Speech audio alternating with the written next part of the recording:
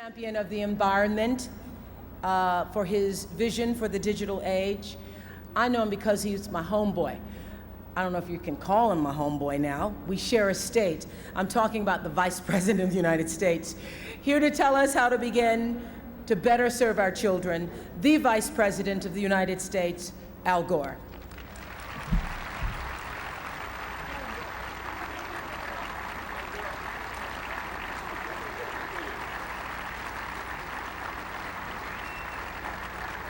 Thank you.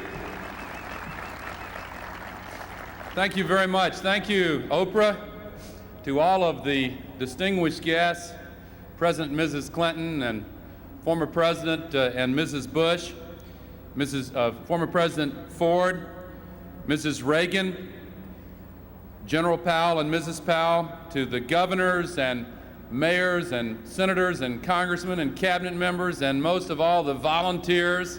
This is an historic day, and I want to thank you, Oprah, and once again, thank you, General Colin Powell, for organizing this project and for standing strong for America's children.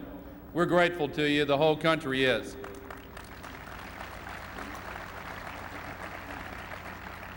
In the Bible, Proverbs counsels us, do not withhold good from those who deserve it when it is in your power to act.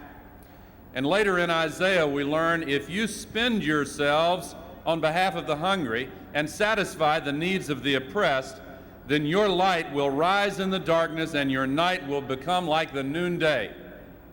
Today in America, more and more citizens are realizing that it is within our power to act. And across America, noonday is spreading a warm light of compassion and commitment, a new spirit of service in America. We're seeing it right now in North Dakota, where tens of thousands of relief workers and volunteers responded instantly and selflessly to those terrible floods.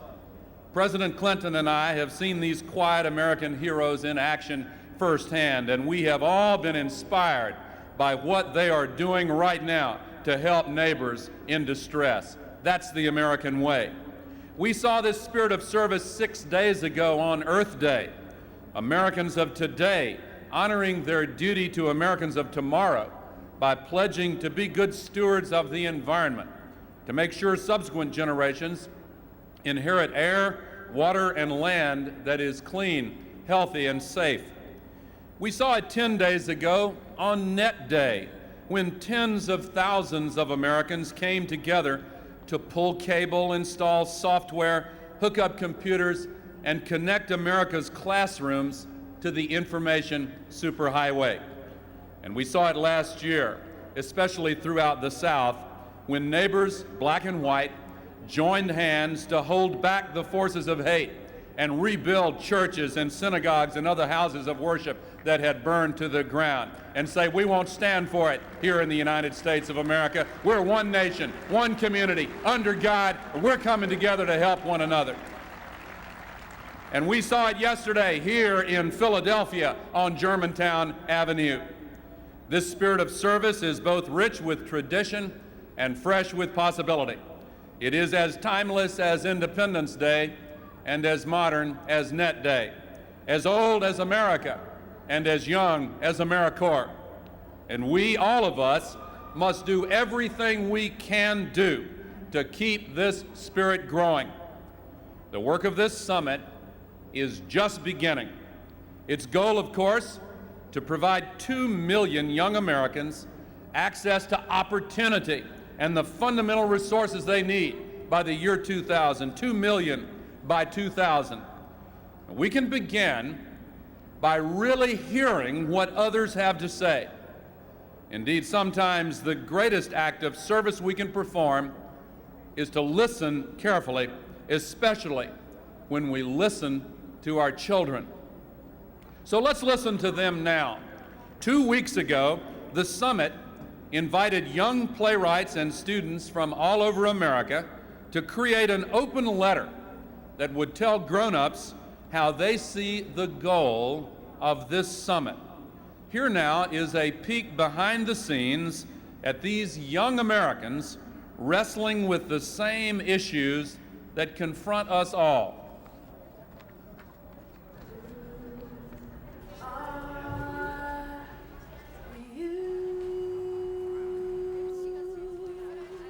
Something basically has gone wrong in America. And what do you care about? We have killing on street corners in too many cities. We have dropout rates of double digits. Can you change the world? My name is Gloria. I'm from Oklahoma City. Upstate New York, San Diego. We have Arizona. You're great writers and thinkers. That's why you're in the room. And we need your help. We brought you guys all together to work on a document called America's Promise. From this generation to America, saying here's the problems and here's the way that we as young people would like to solve them. How do you feel? All the declarations that were written in the past weren't written by anyone who looks like most of us. Everything else that we've done so far added up, it equals now. Who are you? What makes you feel good? Talking. I think it's time that the kids actually had a chance to speak because we're the ones who see everything. About a month ago, I knew a kid I was kind of good friends with who hung himself from his basement. Is a friend of mine, had a little brother who was 10 years old, and he just died of AIDS. I want to say that I came to New York, I wrote something down. If they listen, they listen. If they don't, well, what else could I have done?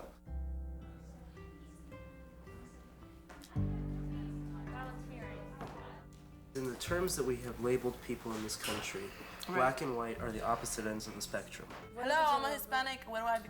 Everything in between. Yeah, black, white, and yeah, the Hispanic. Just say all the races or something like that. I don't know, find a prettier word for it. We are every culture of the human spectrum.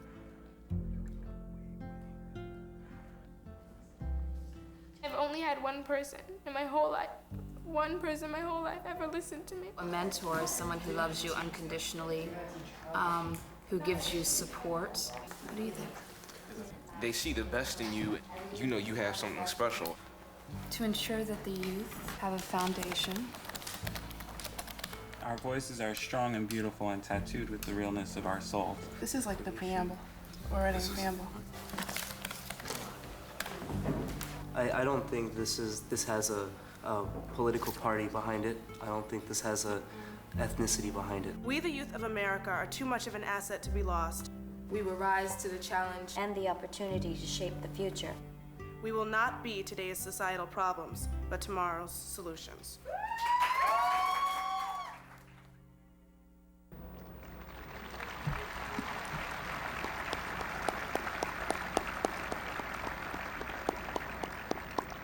Our children are speaking to us. Listen, America. As the 1997 Pulitzer Prize winner Wynton Marsalis plays them onto the stage, here now are the artists of the Young Playwrights Festival and City Kids delivering an open letter to America.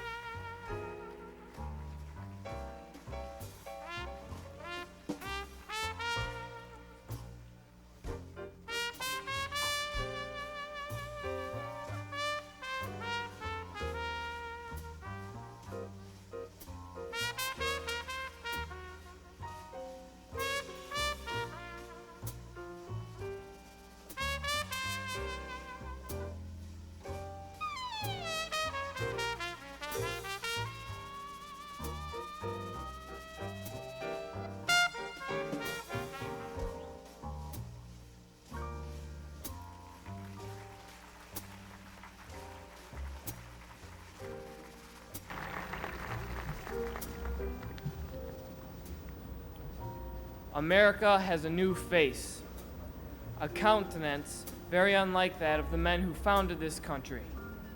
America now embodies every culture of the human spectrum. It is strong, beautiful, and tattooed with the realness of our souls. Its young voices are powerful, but although its people are born of equal spirit, they are not yet born of equal privilege. Now, in the course of human events, it has become necessary for the young people of America to declare their rights and intentions. We have been left with no choice but to demand change.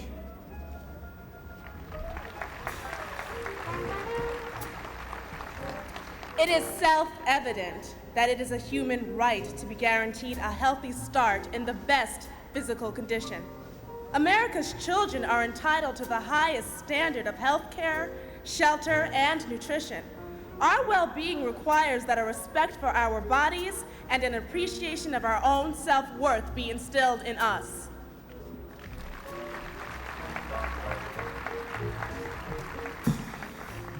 It is self-evident that relationships with caring adults are vital to America's children. More and more of us are lost in the oceans of America without a guide, an understanding ear, a compassionate heart. This may cause many to slip into an abyss of despair. The hopelessness of violence, teen parenting, drug abuse, and suicide. We challenge our teachers, our parents, our cultural icons, and ourselves to become mentors. In return, we're committing ourselves to listen to the voices of wisdom.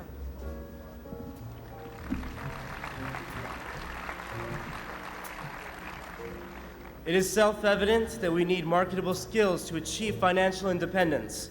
Self-sufficiency is necessary to give us a sense of value in a world where our dreams at times seem unattainable. There must be a redefinition of education.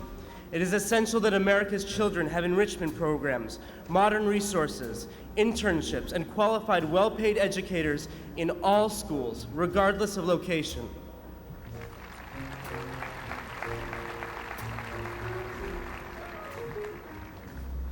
It is self-evident that America's children need safe places to protect and nurture their boundless potential. We need places where we can gather without fear. We must be provided with creative outlets outside of the educational system that will channel energy instead of extinguishing it.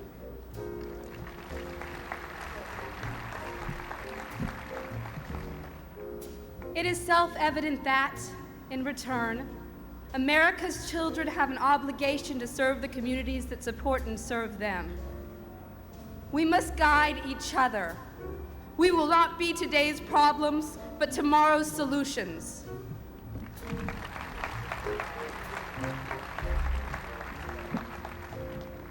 We can no longer be connected with apathy and inaction because America's children are too precious an asset to be lost.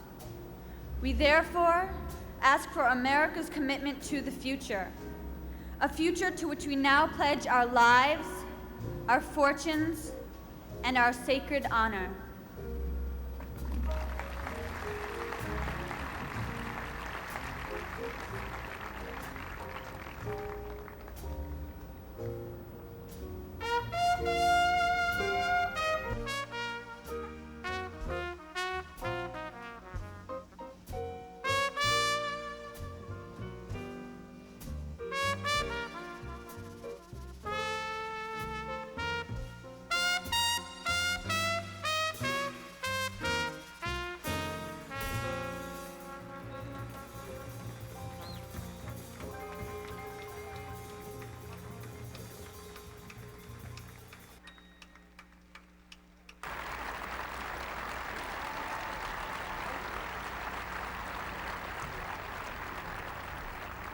Thank you, Winton. That was beautiful.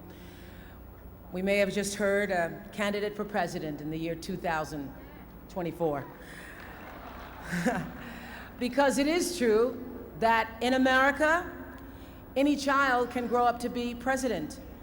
But it's also true that every president was once a kid who drew on the strength of or overcame the lack of the 5 fundamental resources. So, Mr. President, tell us about your childhood, we asked, and filmmaker Norman Cohen helped us to answer.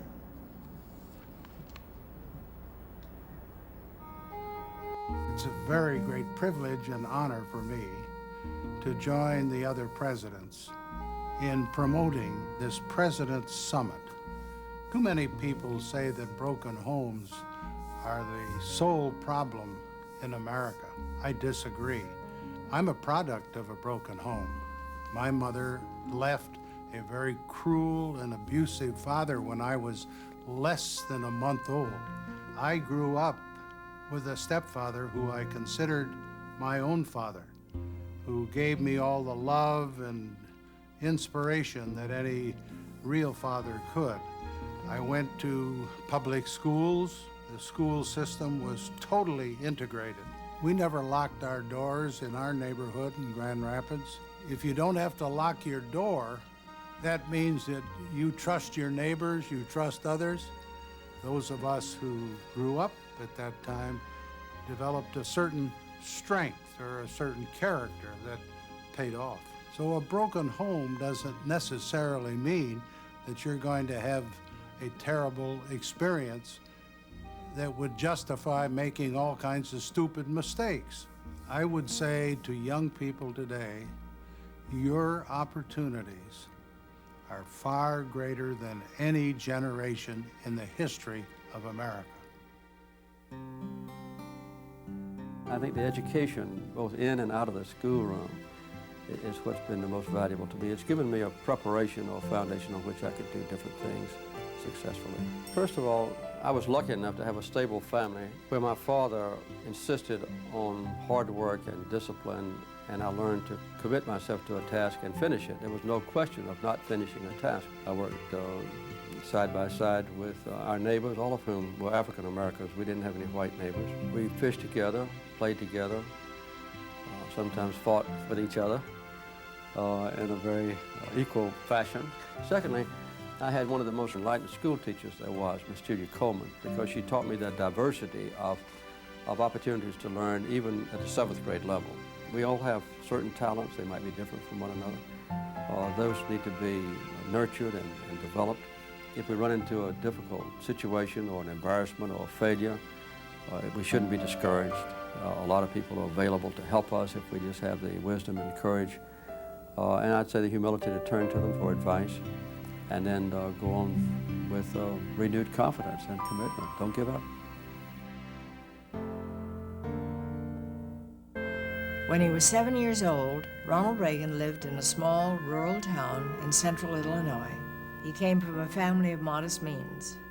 I remember him telling me about an act of kindness back then that changed his life. Ronnie told me that he always sat in front of the classroom, close to the blackboard, and when he played at sports, which he loved, he sometimes got hit by the ball more often than he hit the ball. So when a volunteer visiting nurse came by and gave him a physical exam, she discovered that he needed eyeglasses. And this volunteer nurse actually bought him a pair herself. Suddenly, his whole world changed. He could see butterflies and clouds and leaves on trees. He could see the blackboard. And yes, he could finally see that ball that always hit him. His life was transformed by this wonderful, caring person. I'm speaking today for my husband, but if he could be here, he'd tell you how strongly he feels about volunteerism and the impact it had on his life. Ronnie would say that giving a child a healthy start is what it's all about, and that no person stands taller than when he bends down to help a child. One of the things that meant a lot to me all through my political life was supportive family. A lot of children don't have the advantages that many of us had, not because of material things, but because they don't have mentors.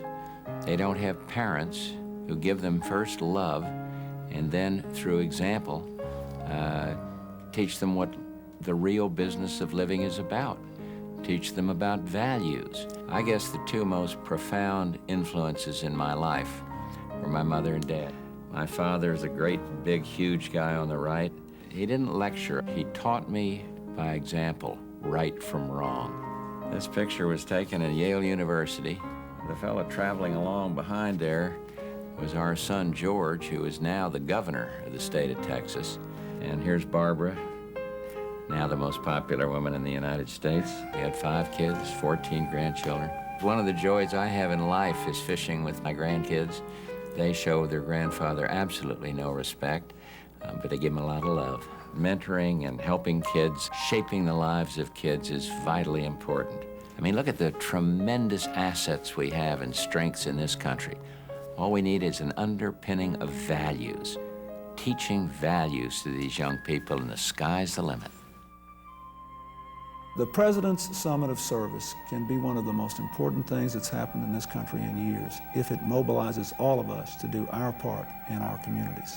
The summit's supposed to do 2 things. First of all, to focus our attention on children and the obligation of adults all over America to help our children.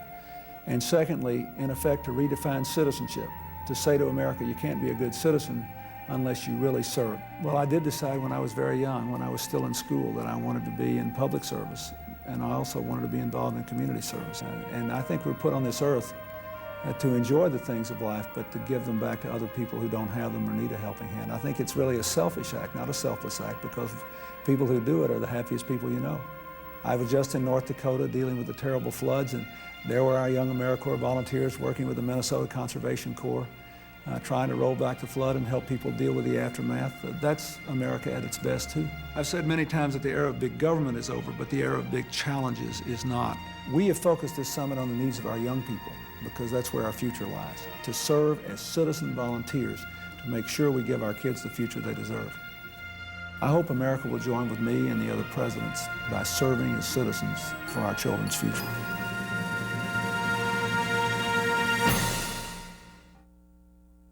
Ladies and gentlemen, my fellow Americans, the presidents and children of the United States.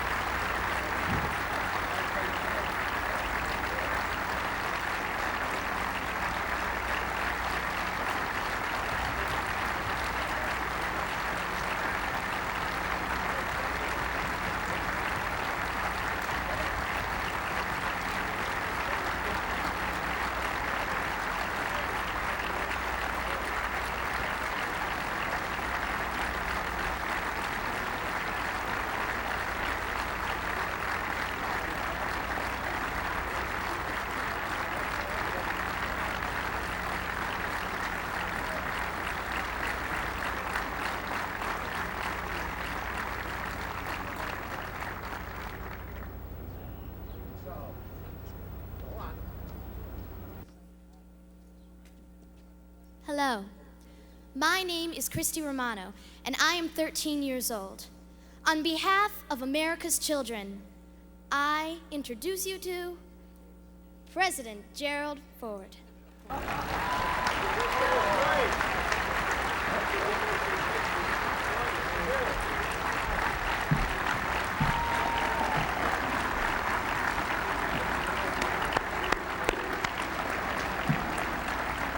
Thank you, Christy. As we meet at this historic hall to begin this crusade of giving, sharing, and caring for the American family across the land, especially the 15 million young girls and boys who need our help, we should be optimistic, not pessimistic. Sadly, every day the news media reports the growing number of broken homes, inadequate single-family problems, drug problems rampant in our schools and on our streets, with gang warfare loose in metropolitan communities. Should we surrender Should we capitulate to the worst elements and the challenges in our society? The answer is emphatically no. We in America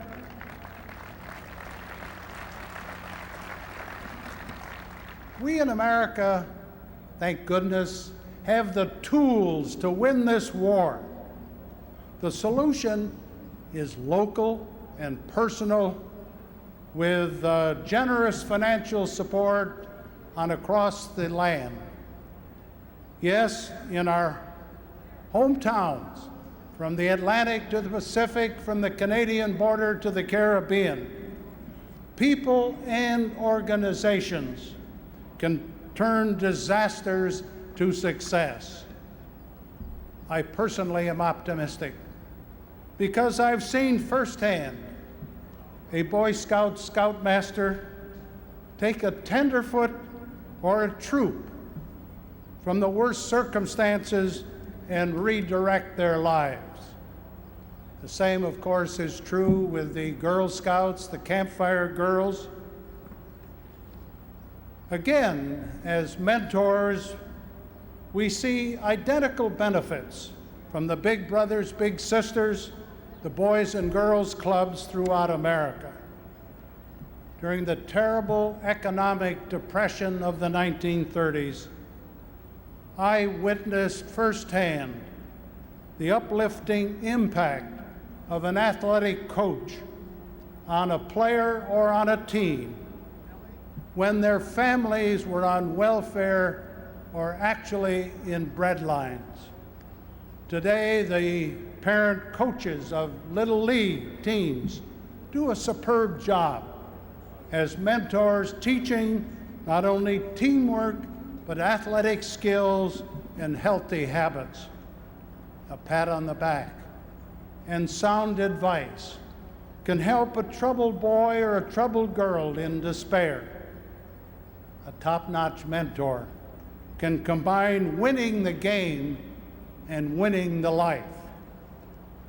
Our churches and synagogues, from the pulpit to the Sunday school teacher, can reach out, embrace the youth in their congregation. I've always admired the wonderful, unselfish work of the individual members of the Salvation Army.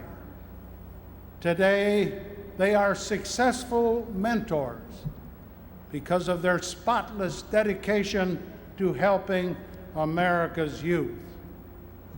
A major goal of this summit is to recruit voluntary mentors who are willing to listen to and stand by a youth through joys as well as frustrations. Our mentors must have that unique ability to help the child discover and develop his or her talents. Right now, young Americans need 2 million volunteer mentors who will be caring adults. We warmly welcome volunteers from all walks of life in this great land to join in this critical crusade.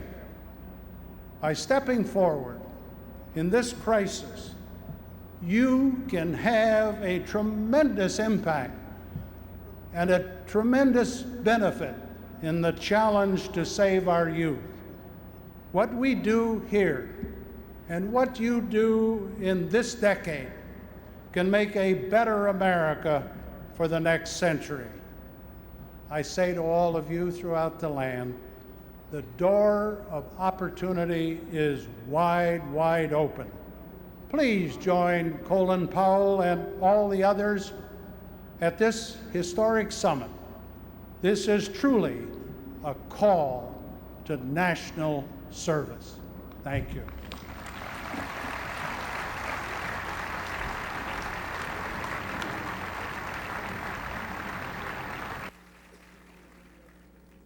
My name is Jamil Wilson.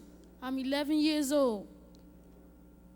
On behalf of the American children, I call on President Jimmy Carter.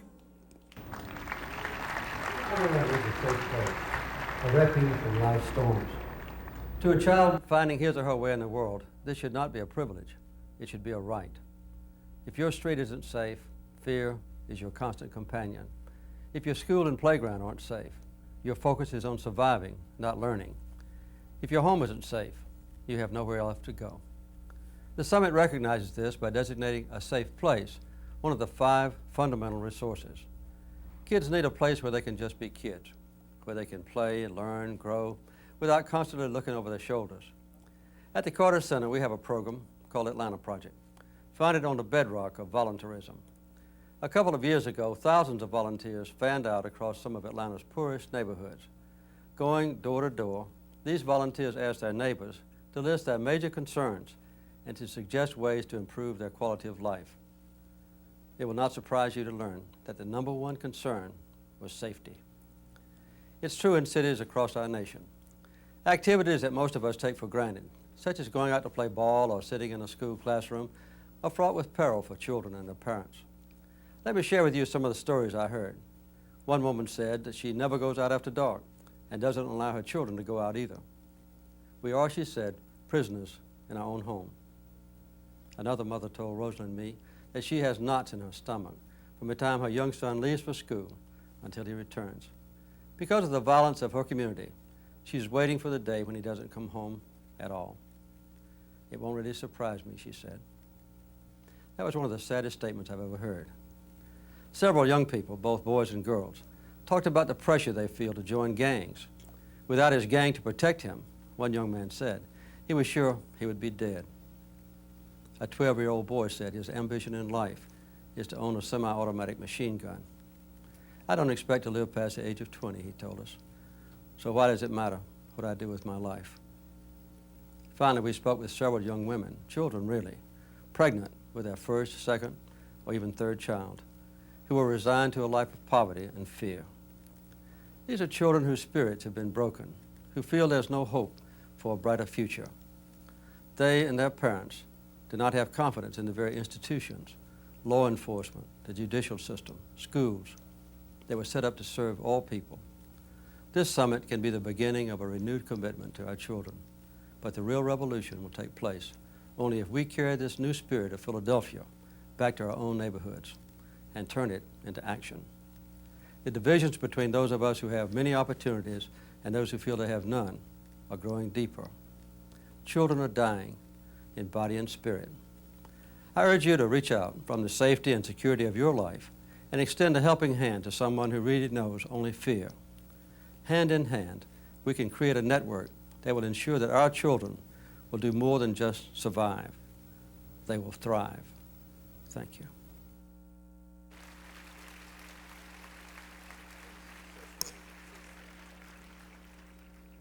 My name is Christina Vasquez. I'm 9 years old. On behalf of America's children, I call on Ms. Nancy Regan.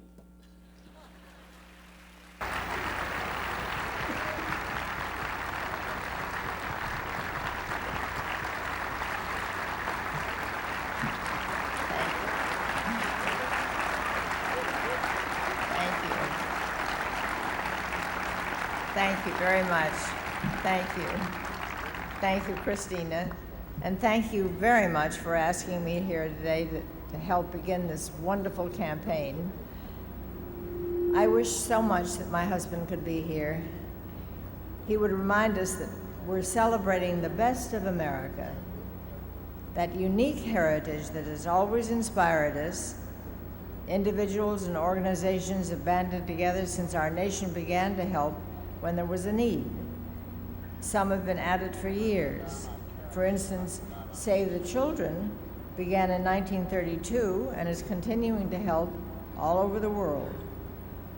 And you know, in my experience, whether it was the foster grandparent program in California, or the private sector initiative in Washington, or the Just Say No campaign to stop drugs, I've always found that when I give, I've received tenfold in return. Ronnie's dream remains that America will be that shining city on the hill. And to make that dream come true, We must never fall short in our efforts to ensure that every child in America can fly as high as his or her dreams will take them. Ronnie is such a caring person. He's always been moved by human kindness. So for him and for me, I ask a special favor of everyone watching or listening today. From this day forward, when someone asks you to help a child, just say yes. Thank you.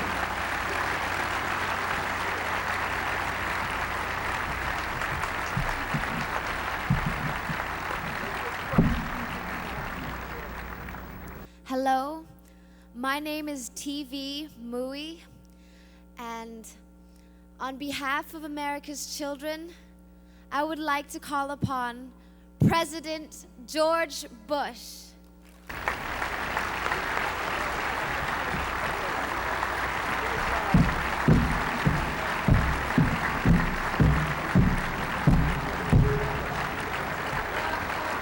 Thank you. VJ, thank you. TV! Thank you, TV.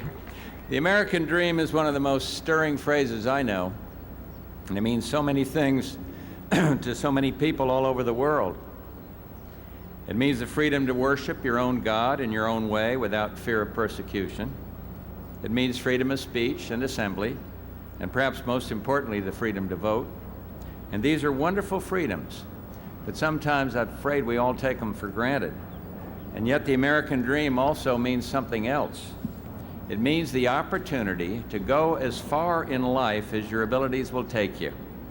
Anyone in America can aspire to be a doctor, a teacher, a police officer, or even, as Oprah said, a president. But you can't get any of those important jobs if you don't have the opportunity to acquire the skills you need. You need to learn your job, whatever your dream, before you can do your job. And that's why I believe that the key to the American dream is education. And at the most basic level, it gets down to one R, reading. Barbara and I are deeply troubled to know that 2,300 teenagers drop out of school every day. And this is more than a terrible loss to America. It's an epidemic. It just seems wrong that 6.5 million American kids between kindergarten and the 3rd grade are growing up illiterate. Something's going wrong. But I am thankful that something right is starting to happen at this summit, because Americans are starting to take it upon themselves to point our kids in the right direction on the road that leads to the American dream. And the commitments made towards this end are simply terrific. Continental Cablevision is going to provide free internet connections to 3 million youngsters by the year 2000. Another great organization, the General Federation of Women's Clubs, is establishing volunteer tutoring and literacy centers in 6,500 towns and cities across this country. And another, Scholastic Books, will donate 1 million books to the American Reads Project to help us reach our goal of 100% literacy for every child by grade 3. You know, humanity has produced a few documents more beautiful than the one that Jefferson, Madison, and the other founding fathers sweated over here in Philadelphia some 220 years ago.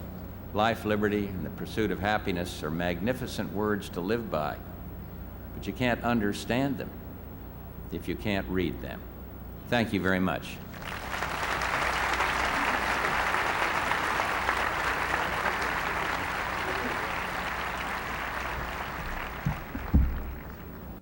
Hello, my name is Matthew Rosenfeld, and I am 12 years old. On behalf of all the American children, I would like to call upon the President of the United States.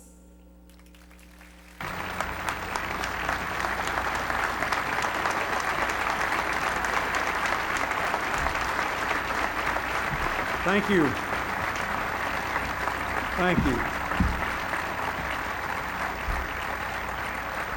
Thank you very much. Ladies and gentlemen, I want to begin by thanking Matthew and TV and Christina and Jamil and Christy for introducing the presidents and Mrs. Reagan. They reminded us of what this summit is all about. I thank President and Mrs. Bush, President and Mrs. Carter, President Ford, Mrs. Reagan, Vice President and Mrs. Gore for their devotion to this endeavor. I thank Harris Wofford and Bob Goodwin, the president of Points of Lights Foundation, Henry Cisneros and Linda Robb, and all the others who have worked for this day. I say a special word of thanks to all the public officials who have come from all over our country, members of Congress, governors, lieutenant governors, and others. But particularly, I want to thank General Colin Powell. At our last meeting, when he was about to retire as chairman of the Joint Chiefs of Staff, I asked him if there was another mission which might bring him back into public life. He said he wanted to help children who didn't have what they needed to succeed in life and who needed the chance to serve America. Well, General, this may be your most important mission, and I want to thank you for re-enlisting. Thank you. Thank you.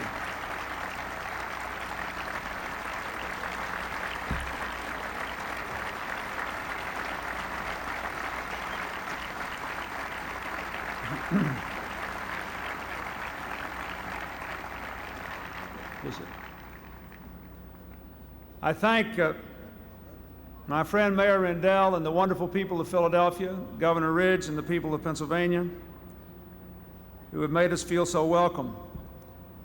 We come here before the house where America was born, the place where we, the people, took the first step on our centuries-old journey to form a more perfect union. On the last day of the Constitutional Convention, Benjamin Franklin walked out of this hall and encountered a woman anxious to know what had gone on inside. She asked him, "Well, doctor, what have we got? A monarchy or a republic?" Mr. Franklin replied, "A republic, if you can keep it." For more than 200 years, we have struggled to keep this republic. It is an enduring and endless challenge, for endemic in human nature and human frailty are successive generations of problems.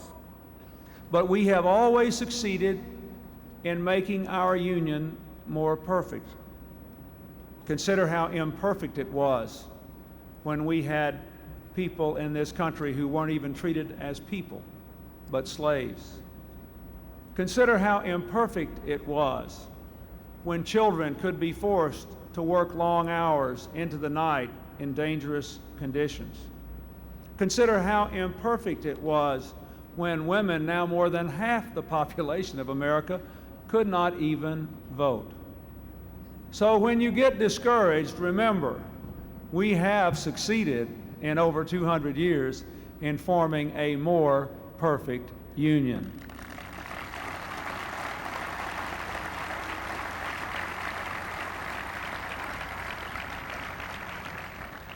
We have succeeded because we've had a brilliant free enterprise system.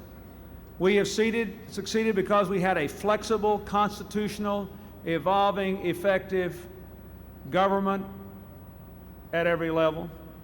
But we have succeeded mostly because in the gaps between what is done by government and what is done by the private economy, citizens have found ways to step forward and move our country forward and lift our people up. Citizen service is the story of our more perfect union. Now we live in one of the great moments of change in our history, more full of promise, as President Ford said, than any period of America's past. More of these children behind me, and more of these children out here on these streets of Philadelphia, will have more chances to live out the future of their dreams than any generation of American children in history if the citizens of this country step forward to fill the gaps in their lives and in our national life to form a more perfect union.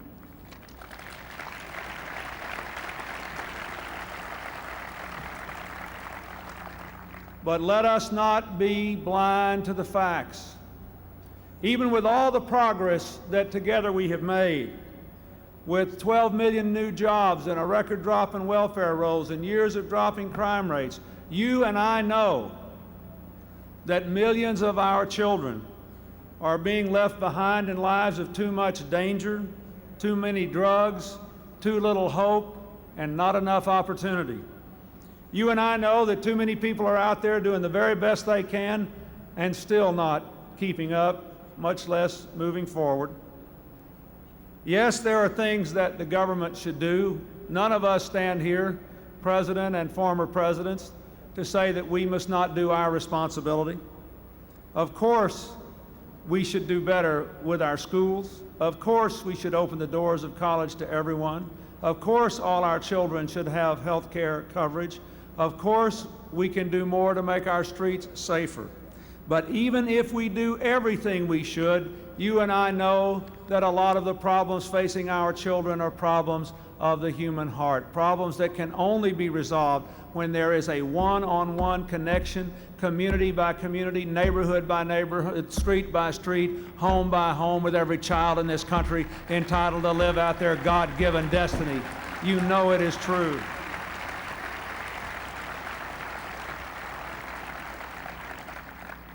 I am proud of the fact that because of the computer and micro solutions to problems, we don't need big government bureaucracies to do some of the things that used to be done.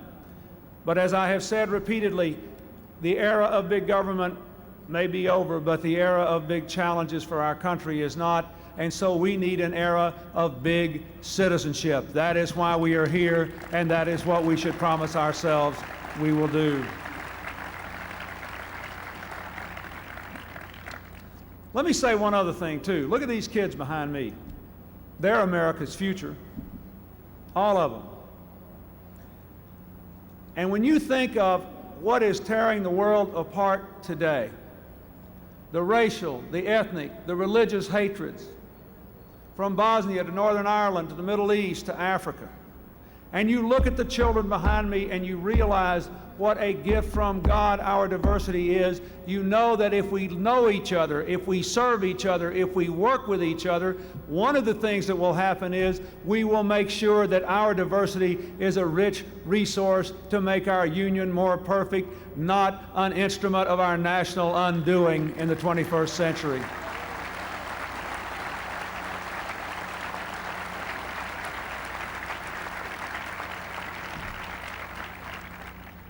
We cherish our citizen volunteers.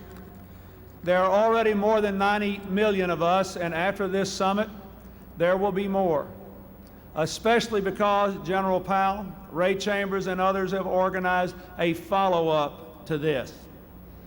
And the really important work of this summit will begin after my talk's over, when you go into the workshops and the meetings and make a commitment that in every community there will be a systematic, disciplined, comprehensive effort to deal with the 5 areas outlined as the challenges for our young people. That is what really matters here. Young people above all, however, have the time, the energy, and the idealism for this kind of citizen service. Before they have their own families, the young can make a unique contribution to the family of America. In doing so, they can acquire the habit of service and get a deeper understanding of what it really means to be a citizen. That is the main reason, perhaps, we are here. In Philadelphia, the superintendent of schools is working to make service the expected thing in elementary and middle schools. Maryland has required it in high schools. And I challenge every state and every school in this country at least to offer in a disciplined, organized way every young person in school a chance to serve. A recent survey said if they were just asked, over 90% of them would do it. We ought to be ashamed of ourselves if we don't give them the chance to do that.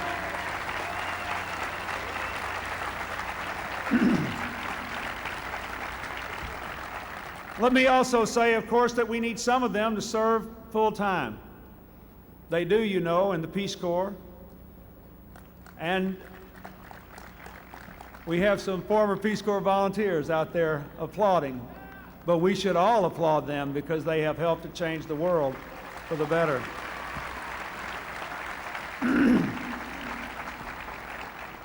And they do in AmeriCorps, the national service program that was started in our administration.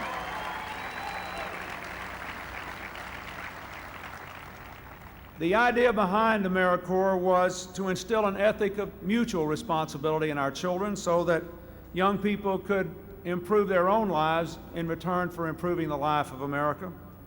Since its creation, 50,000 young Americans have earned college tuition by serving their communities in many ways. And we know that the typical full-time community servant recruits at least a dozen more volunteers. I saw that in North Dakota when I went to see what the Red River had done to Grand Forks and to the rest of North Dakota and Minnesota. I saw our young AmeriCorps volunteers, and I knew that because they were able to serve full-time, they'd be there when the waters receded, the mess was there, the people had to put their lives back together, and the cameras were gone. I saw it again yesterday when we were working on the streets and on the stadium and on the schools.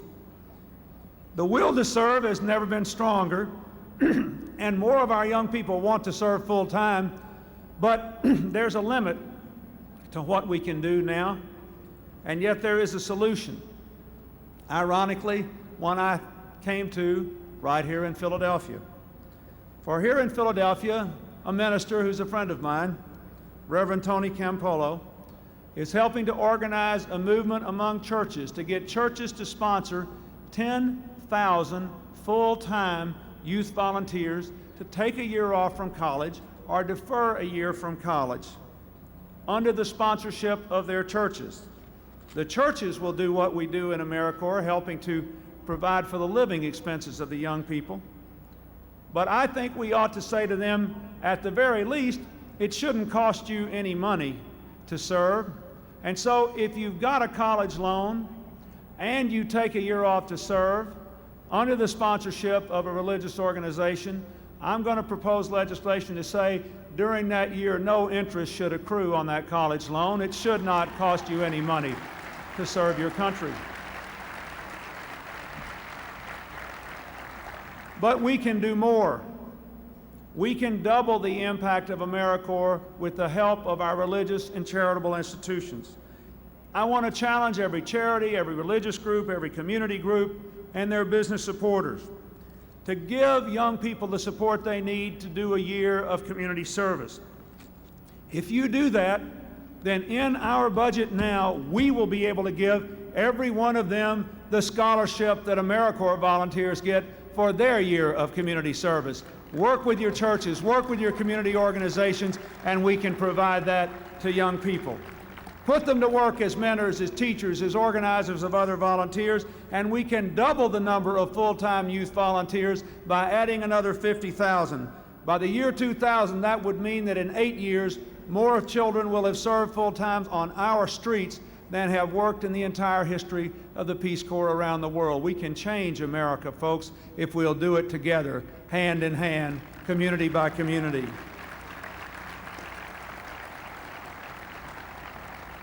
The same thing is true of the Police Corps, which offers young people the chance to pay for their college education if they'll be police officers for 4 years.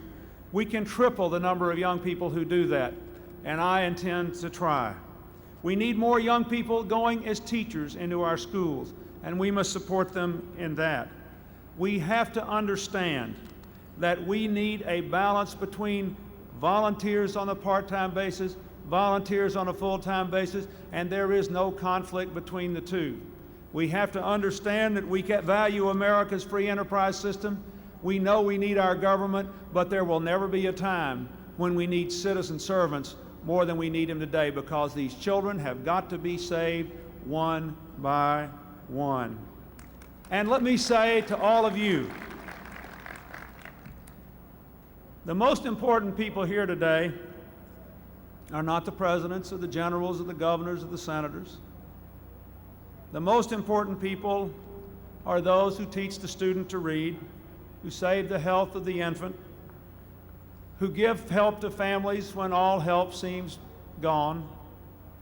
The most important title today is not senator, vice president, general, governor, or president.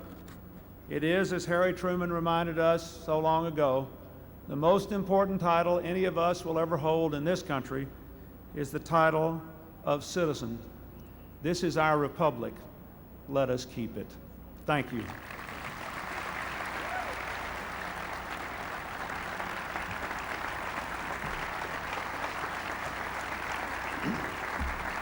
Now, I would like to call upon Mrs. Reagan and my fellow presidents to join me in signing the Summit Declaration, a call to citizen service to fulfill the promise of America.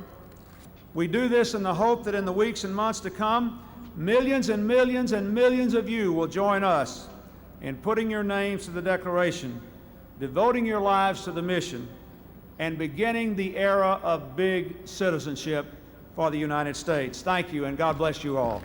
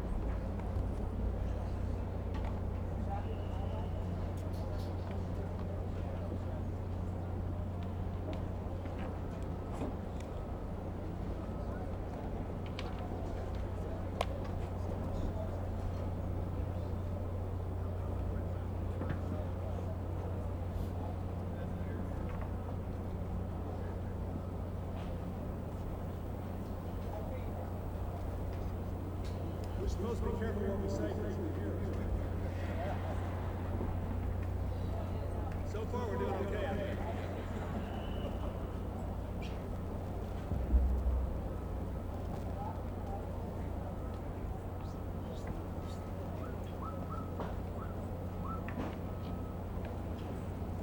Thank you very much. Thanks.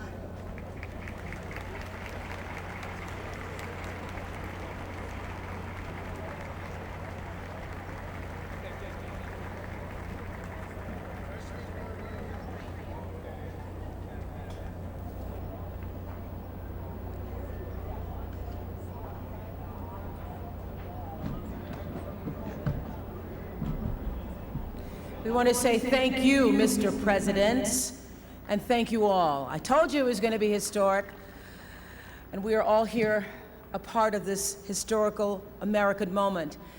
Here it is before your very eyes. I hope you'll remember the goals: a chance to acquire marketable skill, an opportunity to serve the community, a healthy start in life, safe places for all kids, and an ongoing relationship with a caring adult.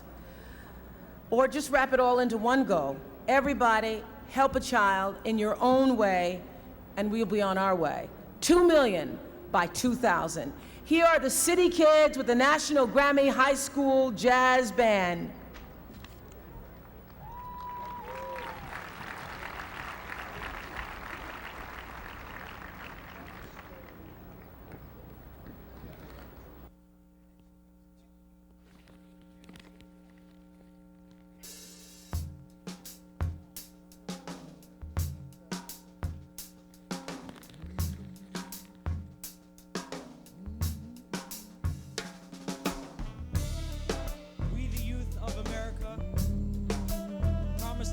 the spirit of the presidential summit by living this pledge.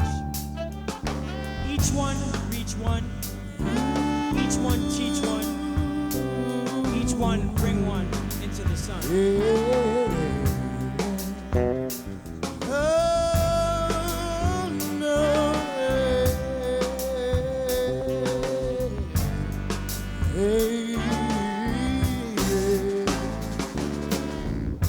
This thing called life, it ain't that simple, but it doesn't have to be this hard. And when I think about the future, it doesn't seem too far. So I work hard to see tomorrow, to live a life where shadows don't follow, shadows don't follow. And if I learn one thing at all, is together we stand, divided we fall. We are pieces of everybody, the puzzle. We are pieces of the puzzle. We are soldiers in the fight. We are soldiers in the fight. Saving kids for our future. Come follow me into the light. Not everyone has a foundation to stand on. Support given when they can't handle the fall. Now I've been there and I'm now dedicated to the rise of the soul.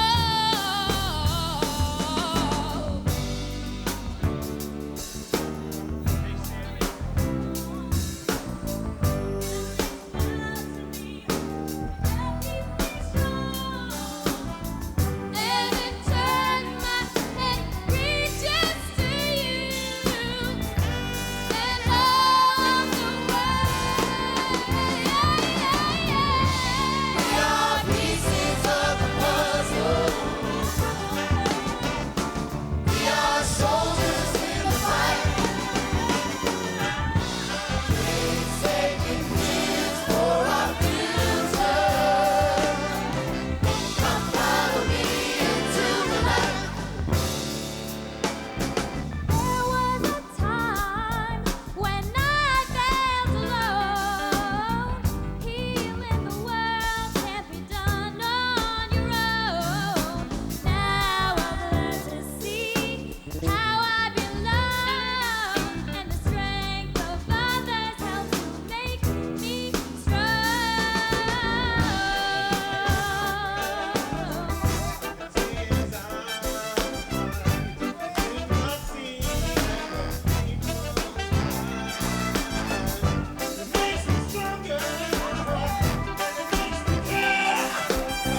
Can't do it alone. I need you by me to guide me.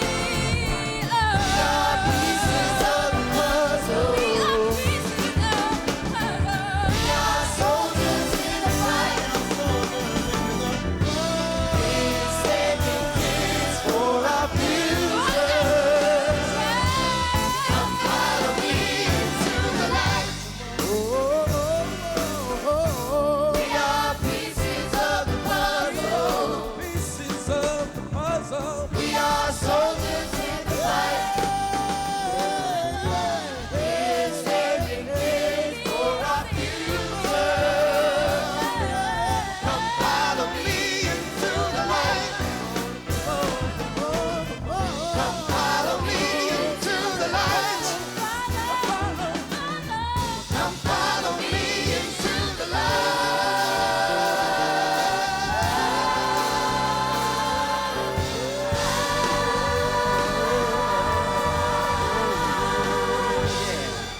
Thank you.